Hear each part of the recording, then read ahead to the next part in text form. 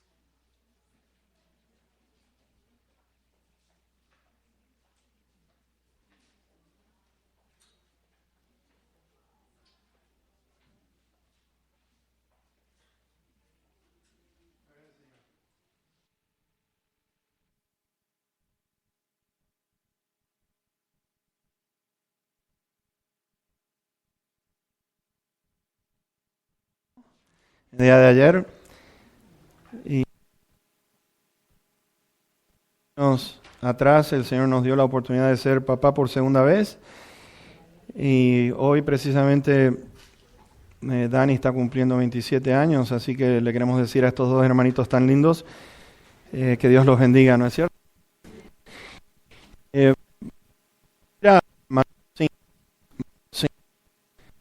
Estamos 17 a 20. Hemos estado allí el domingo pasado. El domingo pasado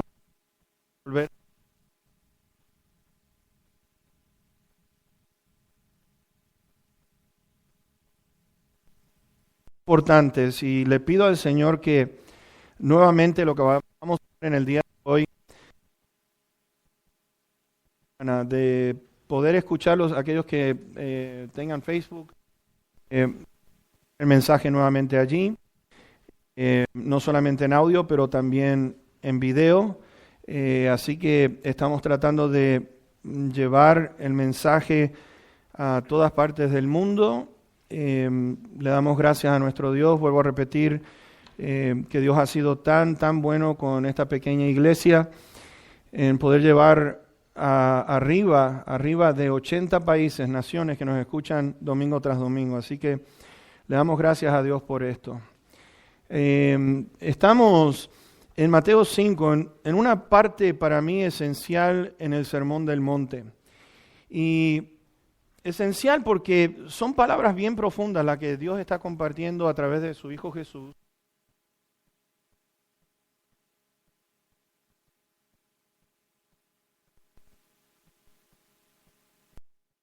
Lo que vimos el domingo pasado, que Él dijo que vino, dice, no he venido para quitar la ley, no he venido para quitar a lo que es lo que los profetas dijeron, sino que he venido para cumplir la ley. Él vino para cumplir la palabra del Señor. Y sabes,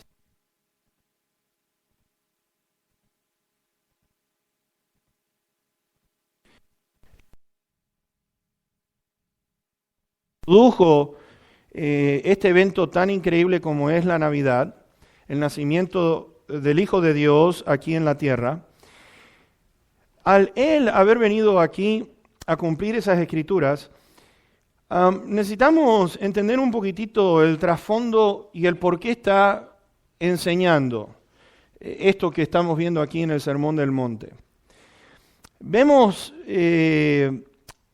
400 años, como estaba diciendo, desde Malaquías hasta que aparece Juan el Bautista, alrededor de 400 años, que la nación de Israel está a merced de un grupo extremadamente maligno, perverso, como era el Sanedrín, como eran los saduceos, los fariseos y aquellos escribas de esos días.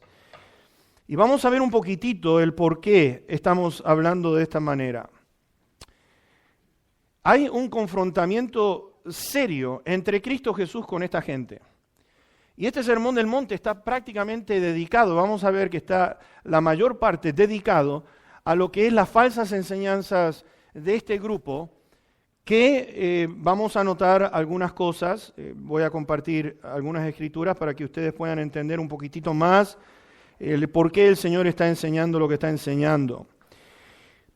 Un tiempo antes de esto, un poquitito antes de que viniera el Sermón del Monte, el Señor había ido a Nazaret, aquel pueblo donde Él creció.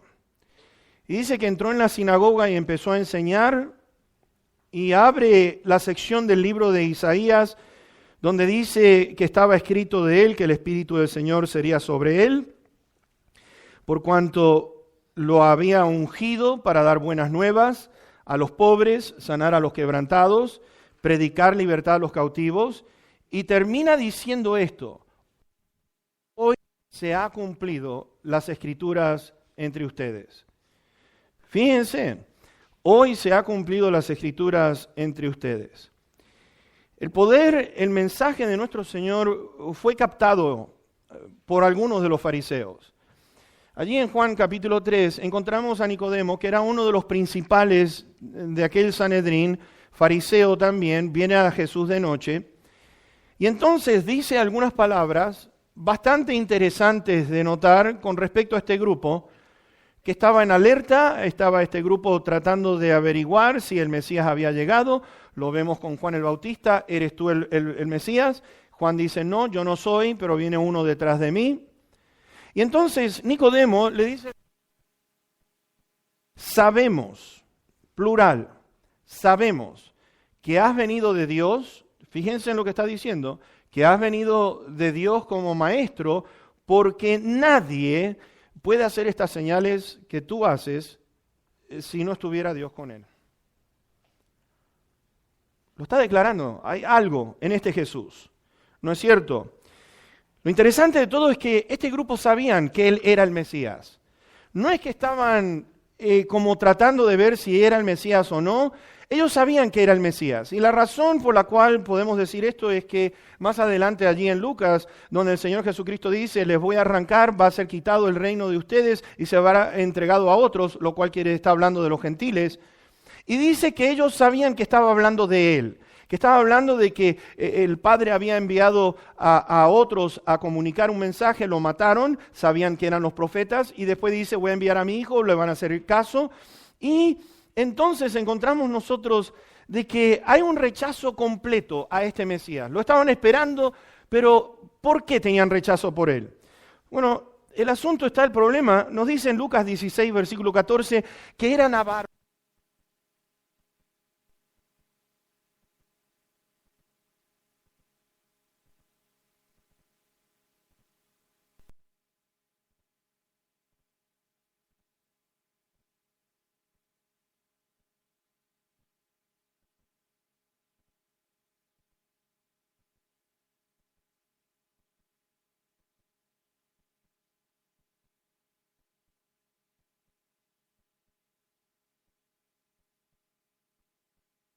Jesús. Y por último, Jesús los confronta y les da la razón. Vuelvo a repetir, allí en Lucas 19, versículos 14 y 27, nos dice que ellos no querían, fíjense, que ellos no querían que Jesús, el Mesías, reinase sobre ellos. Y algo interesante de notar con respecto a que no solamente los fariseos, pero ¿se acuerdan ustedes? Lo mismo dijo Dios sobre Israel cuando pidieron tener un rey. ¿Se acuerdan ustedes? Pidieron tener un rey como todas las demás naciones. Y Dios le dijo a Samuel, a mí me han desechado porque no quieren que yo reine sobre ellos. Y encontramos eso en 1 Samuel capítulo 8, verso 7. Es decir, el asunto aquí está, Dios dice, pero no queremos estar bajo Dios. Somos la nación de Dios, pero no somos nación de Dios. Porque en sí los hechos que esta gente estaba proyectando era que no estaban interesados en las cosas de Dios. Esta gente estaba determinada a cambiar las leyes de Dios. Y lo vamos a ver varias veces. Les voy a dar una ilustración. Por ejemplo, en el Antiguo Testamento nos dice a nosotros de que se tenía que trabajar 6 días, ¿no es cierto? Se tenía que trabajar 6 días y el sábado se tenía que descansar. Es decir, no trabajar era un tiempo para dedicar a lo que es el descanso físico, pero también lo que es el de buscar a Dios. Y sin embargo, ellos determinan, y quiero decirles que estuve buscando en un libro con respecto a estas tradiciones que tenían ellos, porque con estas tradiciones que ellos tienen, y les quiero decir alguna cosa. Ellos empiezan a decir, ok, buscan interpretar lo que es el trabajo. Entonces, al interpretar lo que es el trabajo, ellos estaban pensando lo que es el trabajar, quiere decir que es llevar una carga. Al llevar una carga, se hacen una pregunta, ¿qué es una carga? Ahora, presten atención a esto. Poner demasiado vino en un vaso era una carga. Tenías que medir.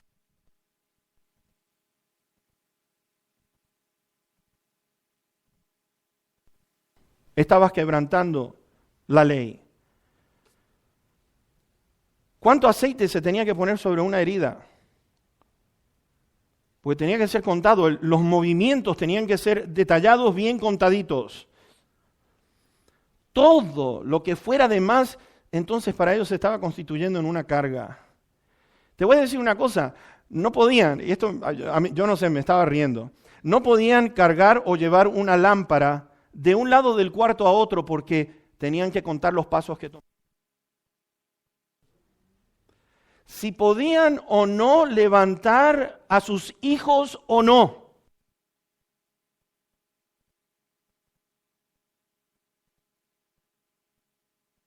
Tenían que contar los pasos que tomaban, porque si daban un paso de más, estaban quebrantando la ley.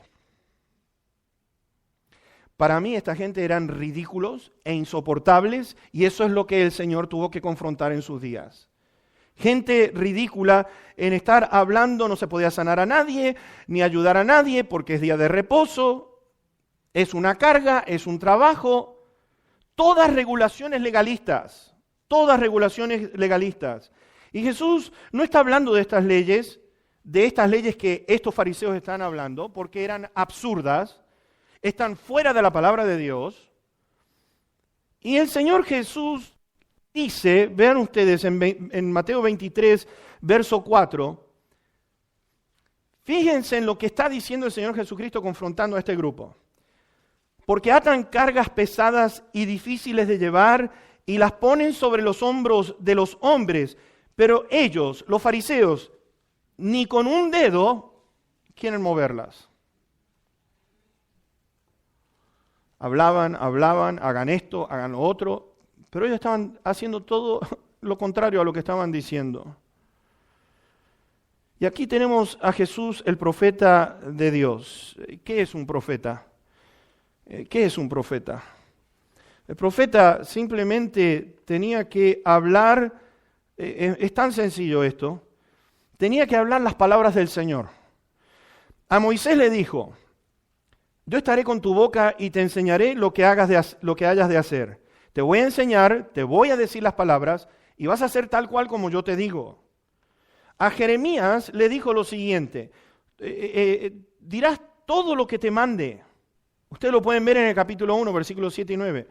Vas a hacer todo lo que yo te diga, todo lo que yo te mande, eso es lo que vas a hacer. El Señor Jesús, fíjense, está dedicado a esto. Está dedicado de tal manera, mis hermanos, que los pasajes que nos muestran, sobre todo Juan, nos dice a nosotros, el Señor Jesucristo estaba diciendo, mi doctrina, mi enseñanza no es mía, sino de aquel que me envió. Juan 7, verso 16. Esta enseñanza que yo tengo no es mía, proviene del Padre, y lo que el Padre me ha dicho, eso es lo que yo estoy comunicando con ustedes. Lo dice después en el capítulo número 12. Yo no he hablado por mi propia cuenta. El Padre que me envió, Él me dio mandamiento de lo que he de decir y de lo que he de hablar. ¡Wow! Qué cosa impresionante la de nuestro Señor Jesús, ¿no es cierto?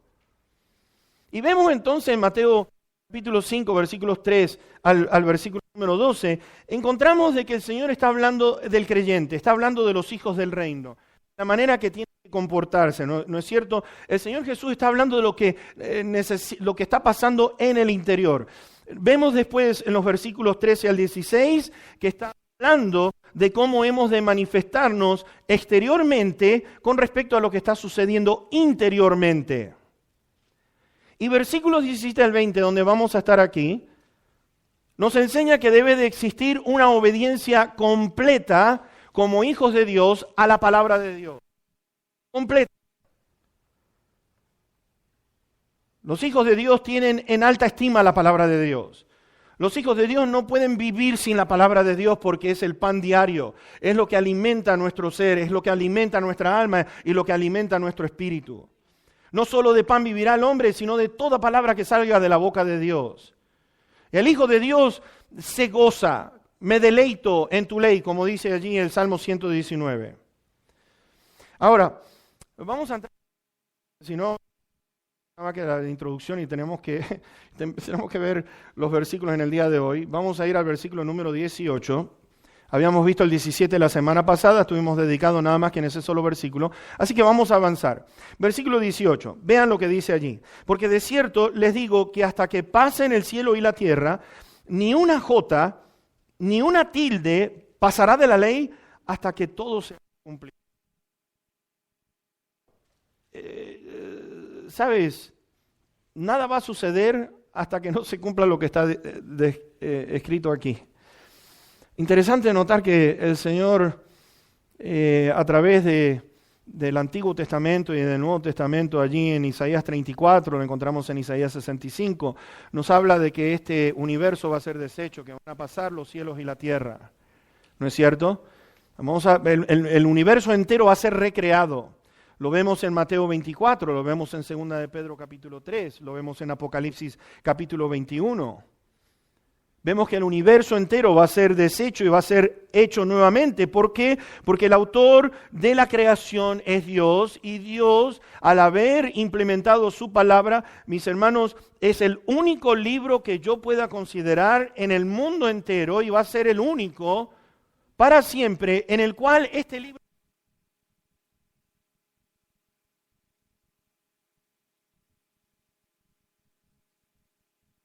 La palabra de Dios es poderosa. La palabra de Dios es espada de doble filo que penetra hasta lo más profundo de nuestra alma y de todo nuestro ser. Y hay algo interesante con respecto a lo que estamos viendo aquí, que ni una jota, ni una tilde, fíjense en que Dios está, aún en el más mínimo detalle, Dios está pendiente de todo eso. Todo se ha cumplido al pie de la letra en cuanto a su primer venida, y mis hermanos, todo se va a cumplir al pie de la letra en su segunda venida. Pronto vamos a ver nosotros el cumplimiento de algunas profecías que necesitan acontecer, que todavía no han acontecido. Tiene que ver con la segunda venida, tiene que ver con el milenio, tiene que ver con el juicio final y tiene que ver con los cielos nuevos y tierra nueva. Y tenemos que ver, todavía falta por ver lo que es la nueva Jerusalén estableciéndose sobre esta tierra recreada por Dios. Y dice allí hasta que todo se haya cumplido. ¿No es interesante de ver cómo el Señor Jesús habla, por ejemplo, de Génesis? Habla de Génesis, habló de Jonás, habló de Sodoma y Gomorra. ¿Se dieron cuenta ustedes que Cristo Jesús no estaba corrigiendo errores del Antiguo Testamento, sino que los está confirmando? Oh, no, lo de Jonás, no lo tragó una ballena, un pez. No dice que sea una ballena, pero fue un pez grandote, lo tragó. ¿Lo ven ustedes a Jesucristo corrigiendo? ¿Lo ven ustedes a Jesucristo corrigiendo lo que fue en Génesis y la creación y todo eso? ¿Lo ven ustedes corrigiendo a Sodoma y Gomorra? lo que pasó allí? Entonces la pregunta que que quiero hacer es lo siguiente. ¿Por qué dudamos de las Escrituras? ¿Por qué hay personas que dudan y dicen, hermano, hay varias cosas que están incorrectas en la Biblia? Yo digo, no me digas. Empecemos a verlas. Lo triste de todo, peor todavía, tiene que ver con iglesias que se están apartando de las Escrituras y están hablando sandeces como hablaban estos fariseos y saduceos. Fíjense en que Dios no ha cambiado el mensaje, lo dice en el versículo 19, de manera que cualquiera que quebrante uno de estos mandamientos muy pequeños y así enseña a los hombres, muy pequeño será llamado en el reino de los cielos, mas cualquiera que los haga y los enseñe, este será llamado grande en el reino de los cielos. Mis hermanos, hay algo que tenemos que notar en lo siguiente con respecto a la palabra de nuestro Dios. Jesús fue obediente, plena obediencia completa hacia la palabra de Dios, lo quiere decir que los hijos del reino tienen que estar en completa y sujetos a completa obediencia a la palabra de Dios por igual. ¿Por qué? Porque Dios no ha cambiado para nada. Ya estamos viendo nosotros, y esto es lo que altera lo que es la salud de uno, de escuchar a personas decir que la Biblia está anticuada. Esto lo estoy escuchando de pastores que dicen ser cristianos, que la Biblia está anticuada, que hay que reinterpretarla, que hay que rehacerla de nuevo. Y mis hermanos, la palabra de Dios no ha cambiado para nada. La ley de Dios es permanente y no se acomoda a las culturas de los tiempos, porque esa es otra cosa que estoy escuchando. No, la palabra de Dios se tiene que acomodar. La palabra de Dios se tiene que acomodar a la cultura del tiempo. No, la cultura se tiene que acomodar a lo que es la palabra de Dios. La palabra de Dios no se convierte en anticuada, no se convierte en algo que se tiene que cambiar, es importante, es preeminente, y mis hermanos, el asunto es cómo interpretarla y cómo enseñarla tal cual como Dios desea que nosotros la interpretemos. Y el Señor dijo, todos los mandamientos, por más pequeños que sean, tienen su lugar en la palabra, lo cual quiere decir, son todos importantes. No, porque algunos de nosotros decimos, no, este mandamiento no es tan importante. Así que no creo que Dios se vaya a enojar si yo quebranto este mandamiento tan pequeñito, pero este grande sí hay que mantenerlo. Y te voy a decir una cosa, no existe pecadito. Pecado es pecado, no tiene altura, no tiene lo que es una dimensión así que nosotros decimos, un pecado pequeño a Dios no le va a importar. Todos son importantes. Vayamos a Mateo 22, bien rapidito. Mateo 22, quiero que vayan conmigo. Vamos a ver el versículo número 36 al 40. Mateo 22, del 36 al 40. Y quiero que ustedes vean un poquitito. Mateo 22. Versos 36 al 40. Maestro, ¿cuál es el gran mandamiento en la ley? Jesús le dijo, amarás al Señor tu Dios con todo tu corazón y con toda tu alma y con toda tu mente. Este es el primero y grande mandamiento. Y el segundo es semejante, es igual. Amarás a tu prójimo como a ti mismo. De estos dos mandamientos depende toda la ley y los profetas. El Señor se la está poniendo bien clara. Le están preguntando al autor de la palabra, ¿cuál es el mandamiento más grande? Después en el capítulo 23 de este mismo pasaje, vean el versículo 23. Ay de ustedes, escribas y fariseos hipócritas, porque diezman la menta y el eneldo y el comino, y dejan lo más importante de la ley, la justicia, la misericordia y la fe. Esto era necesario sin dejar de hacer aquello. Mis hermanos, yo quiero que ustedes vean, esta gente estaba haciendo lo siguiente: 9 semillitas de comino o eneldo para mí, una para el Señor. Estaban pendientes en eso. Estaban pendientes en eso. Estaban lo que es considerando estas cositas para Dios. Todo está bien, pero hay una cosa: no hay justicia, no hay misericordia y no hay fe. no hay justicia, no hay misericordia. El Señor dijo, no hagan acepción de personas. Amarás a tu prójimo como a ti mismo. Y mis hermanos, tenemos a uno llamado Simeón, leproso, que habrá sido leproso, y lo invita al Señor Jesucristo. Y entonces sale corriendo una mujer en desesperación, en angustia, se arrodilla delante de los pies del Señor Jesucristo, está llorando y llorando y llorando, quebrantada. ¿Y qué pensaba Simón? Oh, si él fuera profeta como él dice ser, sabría quién es quien lo está tocando y estaría diciendo, esta mujer no merece lo que es misericordia. ¿Y el Señor qué le dice? Le dice, mujer, yo sé que tus pecados son muchos. Ve, no peques más, tu fe te ha salvado. Esta gente quería aplicar justicia. Vean ustedes, sinvergüenzas que son, porque para mí esto lo habrán programado a aquella que estaba adulterando, la pescaron en el mismo acto. No traen al hombre, tenían que haberlo traído a los dos, lo cual me hace pensar a mí que esto fue orquestado por ellos para ponerlo a prueba al Señor. Se la traen a la mujer y le dicen, hey, la pescamos en el mismo acto de adulterio. La ley dice esto, pero ¿qué dices tú? La ley manda que tenemos que apedrearla. Ok. El que sea sin pecado, sea el primero en tirar la piedra. La primera, el que sea sin pecado. El Señor estaba aplicando justicia. Le estaba diciendo a ustedes, si son sin pecado, ustedes tienen derecho. Y dice que cargada la conciencia empezaron a soltar las piedras. Y le dijo, ¿dónde están los que te acusan? ¿Y saben lo que dijo el Señor? Ni yo te condeno. ¡Wow! El Señor tenía la capacidad. Y sin embargo le dijo, yo no te condeno tampoco, no lo hagas más. Aquella gente estaba desesperada por apedrear a esta mujer.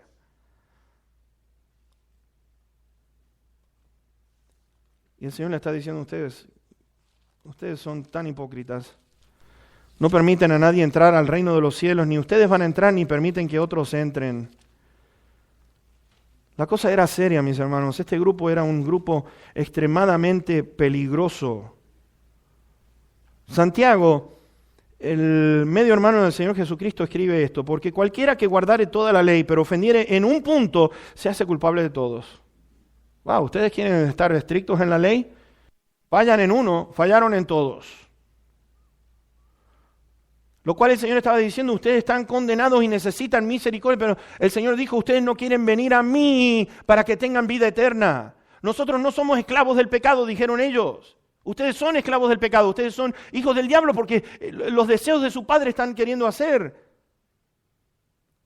Por eso el Señor Jesucristo, a través, o el Espíritu de Dios, a través de Santiago, el medio hermano de Jesús, dijo, hermanos míos, no se hagan maestros muchos de ustedes sabiendo que van a recibir mayor condenación.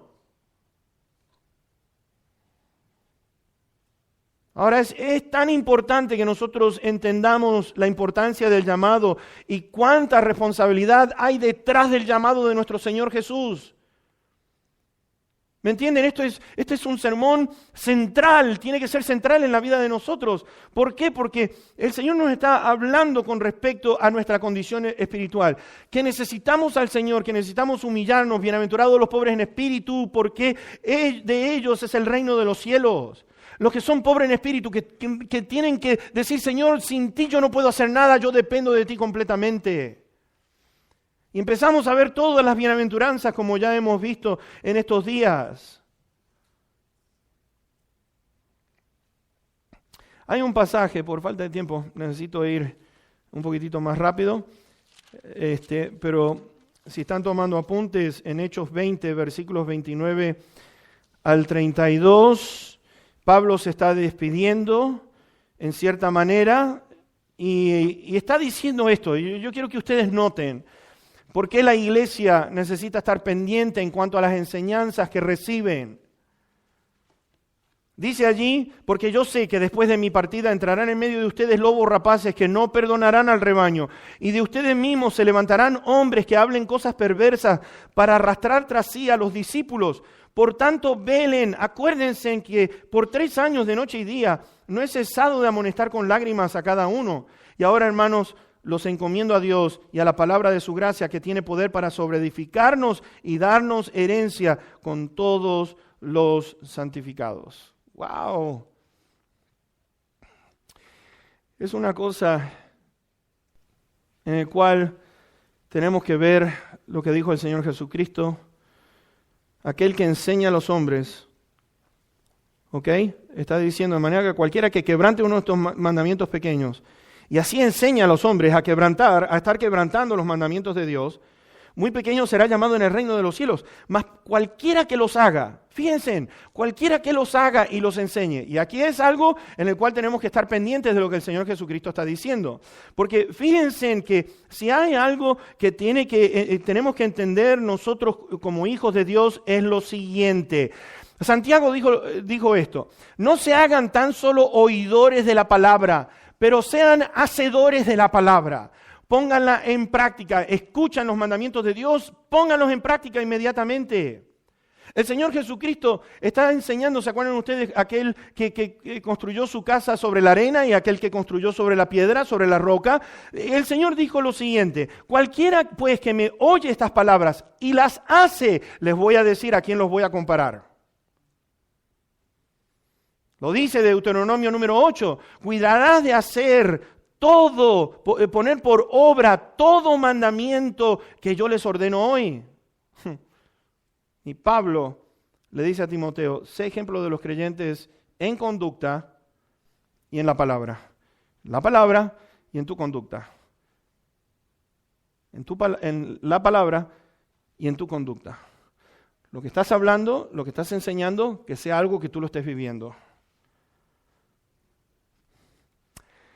Ahora, el versículo 20 nos dice: porque yo les digo que si la justicia de ustedes no fuera mayor que la de los escribas y los fariseos, vean lo que está diciendo el Señor aquí, Si la justicia de ustedes no fuere mayor que la de los escribas y fariseos, ¿no entrarán dónde? Wow. No van a entrar en el reino de los cielos. ¿Quiénes son los fariseos y escribas? ¿Quiénes son los fariseos y escribas? Los escribas, el trabajo de ellos era copiar la ley, era estudiar la ley, era de interpretarla. Podrían decir ustedes que son como los abogados, que tienen que interpretar la ley. Esa era la función de ellos. Sin embargo, estos no interpretaron bien la ley de Dios, la malinterpretaron, y estaban haciendo estragos en la nación de Israel. Segundo, fariseos. La palabra fariseo quiere decir separarse, es decir, apartado, haberse apartado. Los fariseos era un grupo extremadamente legalista. Extremadamente legalista. Ellos no aplicaban la palabra, ellos no se sujetaban a la palabra de Dios. Ellos estaban por encima de todas las personas.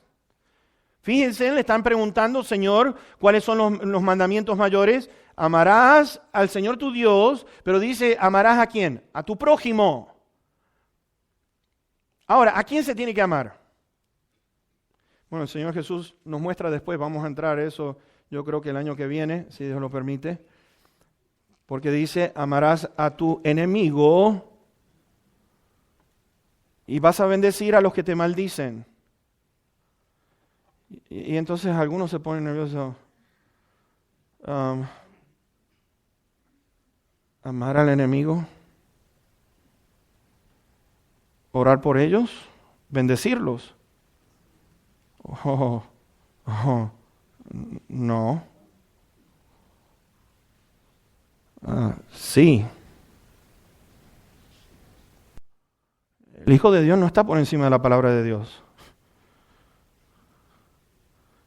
Ni tú ni yo estamos por encima de la palabra de Dios. Estos creían que estaban por encima. Lo de ellos, la justicia de ellos era seguir las tradiciones. Cuenta cuántas gotitas en tu herida, cuántos pasos vas a dar para... Ay, hija, no puedo agarrarte la olla que necesitas.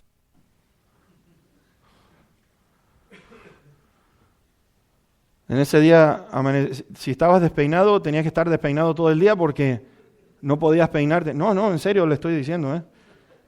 Tenían que tener cuidado porque era demasiada carga peinarse y ponerse bien.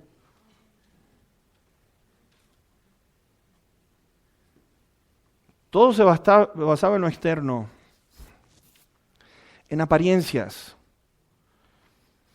Señor, gracias, Señor, que yo no soy como ese desgraciado que está allá atrás. Gracias, Señor. Oh, gracias, Señor. Porque yo diezmo, yo soy bueno. Y aquel otro infeliz, pobrecito, estaba triste, golpeándose el pecho. Señor, sé propicio a mí que soy pecador. No quería ni levantar los ojos, pero este fanfarrón estaba allí, en apariencia. ¿Y qué dijo el Señor Jesús? ¿Quién se fue justificado a la casa? ¿El fanfarrón? ¿El fariseo? El pobrecito pecador.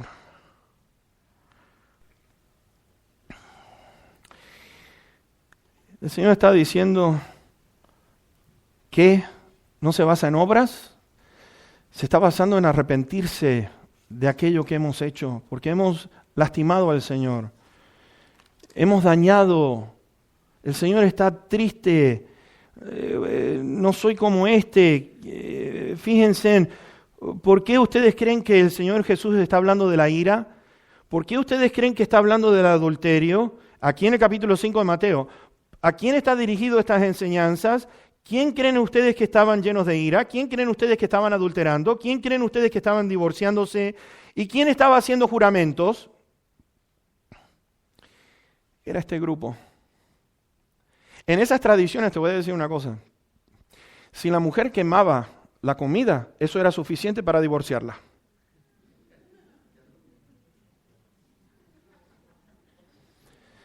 Hermana, cuide cómo cocina, ¿eh?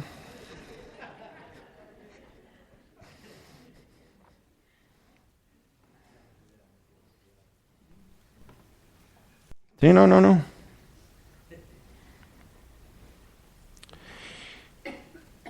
El capítulo 6, verso 1 de Mateo dice: guárdense de hacer la justicia de ustedes delante de los hombres, para ser visto de ellos. De otra manera no tendrán recompensa de su Padre que está en los cielos. ¿A quién creen ustedes que se lo está diciendo? ¿Se dieron cuenta? Religión superficial, todo un sistema religioso donde estos hombres en su perversidad, todo el capítulo 7 está hablando, aguárdense de los falsos profetas que vienen vestidos de ovejas, son lobos rapaces. La religión de ellos es que no necesitaban a Dios. Yo no necesito a Dios. No querían a Dios, no quieren la justicia de Dios. Pablo, con razón que escribe, sabiendo que el hombre no es justificado por las obras de la ley, sino por la fe en Jesucristo. Por la fe en Jesucristo es la única manera de ser justificados por Dios, no es por obras. Pablo después escribe, no es por obras para que nadie se gloríe. Oh Señor, yo entro al reino de los cielos porque hice esto, porque soy bueno, porque no le hago mal a nadie. ¿Y cuál es el resultado de esta justicia? No entrarán en el reino de los cielos. Más claro no puede ser.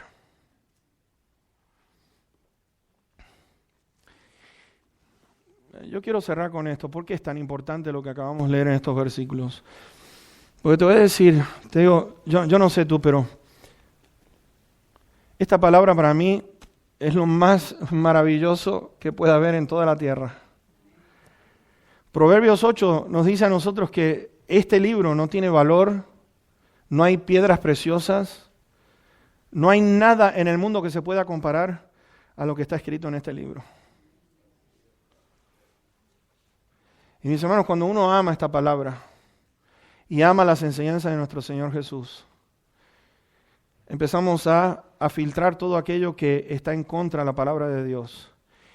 Empezamos a reconocer qué es lo que es verdadero y lo que no es verdadero.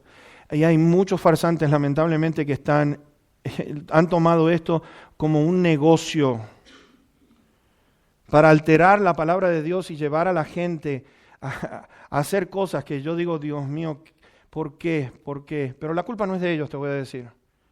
La culpa no es de estos falsos que están enseñando. La culpa es de la gente que está apoyándolo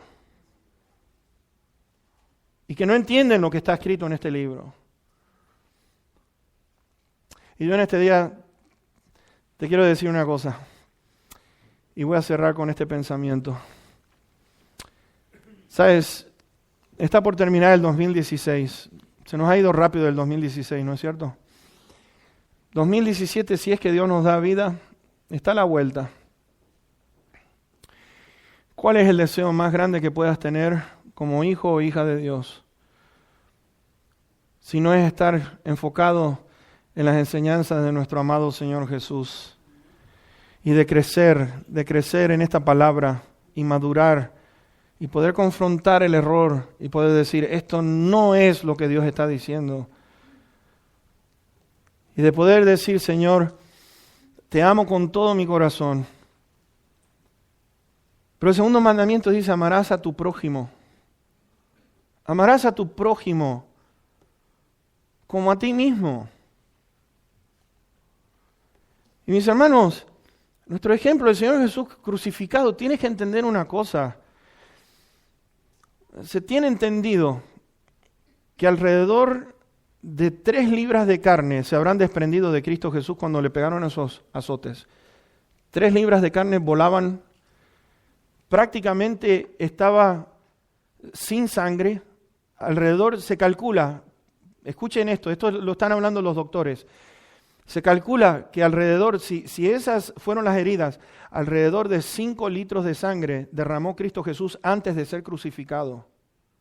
Antes de ser crucificado, 5 litros de sangre. Y así lo mandaron a cargar la cruz.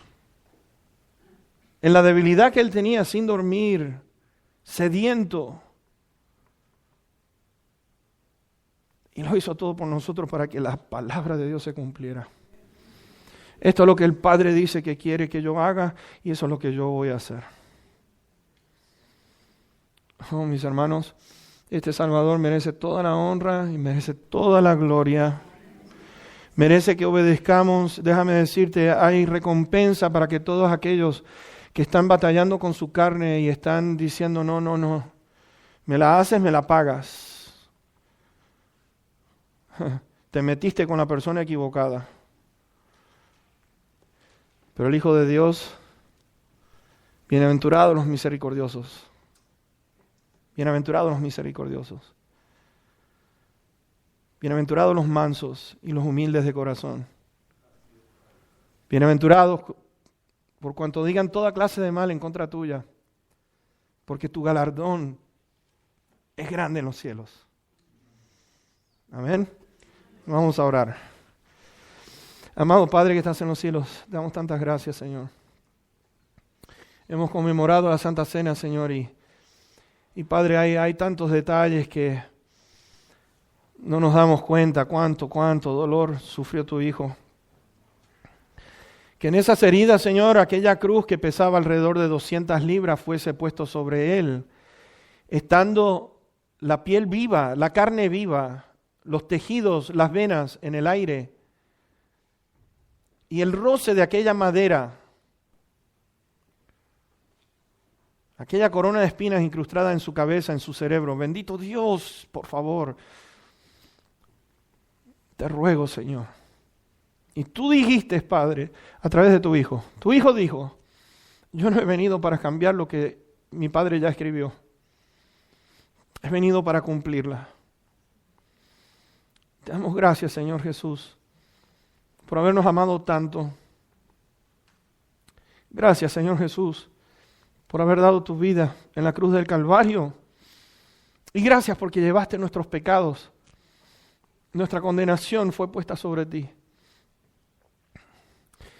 Padre, te damos tantas gracias por esta pareja tan linda, Señor, que nos visita de Acapulco. Que tú les bendigas, Señor. Qué privilegio haberlos conocido. Te pido, Señor, tu bendición sobre ellos. que los puedas llevar, Señor, si es que van de regreso a el lindo país de México, Señor, que tú los bendigas ricamente, Señor. Gracias por este tiempo. Te doy gracias por mi hermanita Elizabeth, Señor. Mi alma te alaba, bendito Padre. Gracias, Señor, por tener a esta hermanita tan querida. Bendito Dios, te ruego también bendición sobre ella y sobre tu pueblo en general aquí que está presente.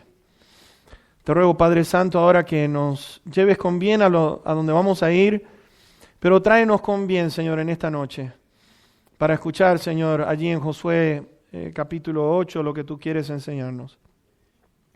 Y te damos tantas, pero tantas gracias, en el precioso y bendito nombre de Cristo Jesús. Amén. Amén.